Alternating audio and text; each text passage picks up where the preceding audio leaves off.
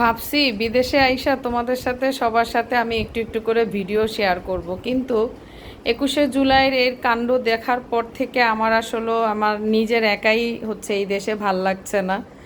তারপরেও চলো তোমাদের একটা জিনিস দেখাই। এটা হচ্ছে আমার ওয়াশরুম।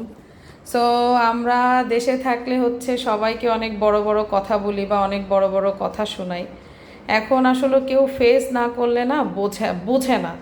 সো যেটা মূলত দেখাবো, এই দেশে পানি এতটাই গরম যে আমি মাথায় দিলে আমার মাথার প্রথম দিন চুল উঠছে, আমার মিনিমাম 5,000 চুল উঠছে।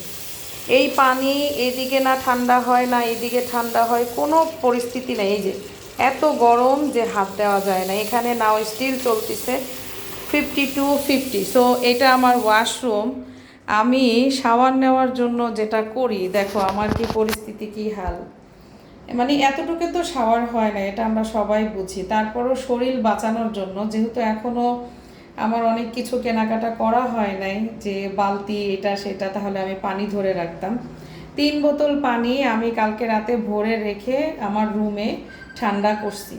আর এখানে 1 কেটলি পানি আছে। তো এই পানিটা দিয়ে এখন হচ্ছে আমি মানে আমার পুরো শরীরে জাস্ট একটু মানে ধুবো বা গোসল করব। সো আসলে বিদেশ এত মানে সহজ না, অনেক কষ্ট সহ্য করতে হয়, অনেক যন্ত্রণা সহ্য করতে হয়। তারপরে গিয়ে যদি কোনো আল্লাহ তাআলা ভালো রাস্তা দেয় তাহলে শুকরিয়া, আলহামদুলিল্লাহ। এদেশের মানুষ আসলেই অনেক কষ্ট করে। তো এই ছোট্ট ভিডিওটা তোমাদের সাথে আমি শেয়ার করলাম।